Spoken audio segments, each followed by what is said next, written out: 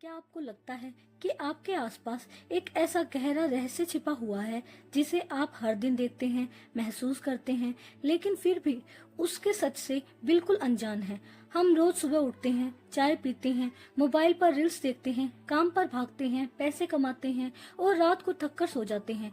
हमें लगता है कि हम अपनी जिंदगी को खुद कंट्रोल कर रहे हैं। हम सोचते हैं कि जो फैसले हम ले रहे हैं वही हमारी दुनिया को चला रहे हैं, लेकिन सच इससे बिल्कुल अलग और हैरान करने वाला है। इस पूरी दुनिया के पीछे, आपके और हमारे पीछे, एक ऐसी अदृश्य और बेहद शक्तिशाली ऊर्जा काम कर रही है जिसके सामने आज का आधुनिक विज्ञान भी घुटने टेक देता है। भगवत गीता के 7वें अध्याय में श्री कृष्ण इसी गहरे राज से पर्दा उठाते हैं। वो अर्जुन को एक ऐसी सच्चाई बताते हैं जो इंसानी दिमाग की सोच से बहुत परे है। एक ऐसा सच जो आपके जीवन को देखने के नजरिए को हमेशा के लिए बदल देगा। आज हम उसी रहस्य को एक एक करके खोलेंगे जो आपकी आंखें पूरी तरह से खोल देगा। श्री कृष्ण कहते हैं कि यह पूरी सृष्टि और हमारा खुद का वजूद 8 चीजों के एक बहुत बड़े जाल से घिरा हुआ है। इनमें से 5 चीजें तो हमें बाहर साफ साफ दिखाई देती हैं: मिट्टी, पानी, आग, हवा और खुला आकाश। हमारा शरीर इन्हीं 5 तत्वों से मिलकर बना है, लेकिन असली सस्पेंस इसके बाद शुरू होता है जब हम उन 3 गुप्त चीजों के बारे में जानते हैं जो दिखाई नहीं देती। वो 3 चीजें हैं: हमारा मन, हमारी बुद्धि और हमारा अहंकार। यह अहंकार ही इंसानी जीवन का सबसे बड़ा धोखा है। जब आप सुबह उठकर कोई बड़ा काम करते हैं या सफलता पाते हैं तो आपका अहंकार आपसे कहता है कि यह सब मैंने किया है, लेकिन असल में आपका मन और आपकी बुद्धि आपको एक कठपुतली की तरह नचा रहे होते हैं। हम जिसे अपनी मर्जी समझते हैं वो असल में प्रकृति का बनाया हुआ एक अदृश्य जाल है जिसके अंदर हम सब कैद हैं। इस जाल को समझे बिना कोई भी इंसान कभी आजाद नहीं हो सकता। अब मैं आपको एक ऐसी बात बताने जा रही हूँ जिसे सुनकर आपके रोंगटे खड़े हो जाएंगे। श्री कृष्ण गीता में कहते हैं कि जैसे एक बहुत ही कीमती मोतियों की माला के अंदर एक धागा छिपा होता है जो बाहर से बिल्कुल दिखाई नहीं देता, लेकिन उसी ने सारे मोतियों को एक साथ जोड़कर रखा होता है, ठीक वैसे ही इस पूरी दुनिया के पीछे मैं एक अदृश्य धागे की तरह छुपा हुआ हूँ। इसे आज के जमाने के उदाहरण से समझिए। आपके हाथ में जो स्मार्टफोन है वो बिना बैटरी और बिजली के सिर्फ कांच और प्लास्टिक का एक बेजान टुकड़ा है। जब तक उसमें करंट नहीं दौड़ता उसका कोई वजूद नहीं है। ठीक वैसे ही इस दुनिया में हर इंसान, हर जानवर, यहाँ तक कि हर छोटे से छोटे पेड़ पौधे के अंदर भी वही परमात्मा की छुपी हुई ऊर्जा यानी असली बैटरी काम कर रही है। जब आप किसी अनजान व्यक्ति को दर्द में देखकर तड़प उठते हैं तो वो आपके अंदर का वही छुपा हुआ धागा होता है जो आपको बिना पहचान के भी उससे जोड़ देता है। यहाँ पर जीवन का एक बहुत ही कड़वा सच सामने आता है। श्री कृष्ण कहते हैं कि इस दुनिया में लोग मुझे या जीवन की असली शक्ति को सिर्फ 4 वजहों से ही याद करते हैं। पहले वो लोग होते हैं जो बहुत बड़ी मुसीबत में फंस जाते हैं, जैसे अस्पताल के बाहर खड़ा कोई बेबस इंसान जो हर रास्ता बंद होने पर रोता है। दूसरे वो लोग होते हैं जिन्हें जीवन में कोई बड़ा लालच होता है, जिन्हें ज्यादा पैसा, बड़ी गाड़ी या समाज में नाम चाहिए होता है।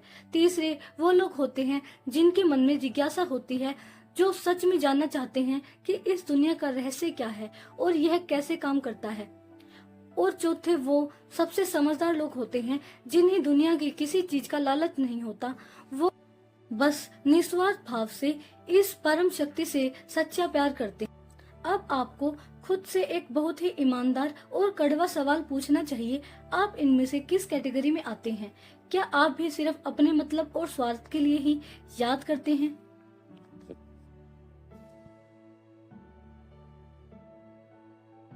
हम सब सुबह से रात तक एक बहुत बड़े भ्रम यानी धोखे के जाल में जी रहे हैं जिसे गीता में माया कहा गया है। यह माया कोई जादू टोना नहीं है, बल्कि यह हमारी रोज की लाइफ का सबसे बड़ा सस्पेंस है जो हमें कभी सच देखने ही नहीं देता।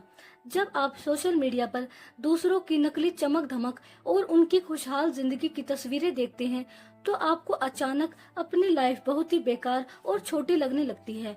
यह माया का पहला भ्रम है। जब आपको लगता है कि कोई बहुत महंगी चीज खरीद लेने से या किसी बड़े मुकाम पर पहुंच जाने से आपको हमेशा की खुशी मिल जाएगी, तो यह भी एक बहुत बड़ा धोखा है।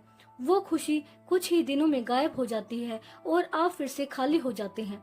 श्री कृष्ण कहते हैं कि इस नकली दुनिया के जाल को अपने दम पर तोड़ना बहुत मुश्किल है, लेकिन जो इंसान इस पूरे खेल के पीछे के सच को समझ जाते हैं, वो इस मायावी जाल से हमेशा के लिए बाहर निकल जाते हैं।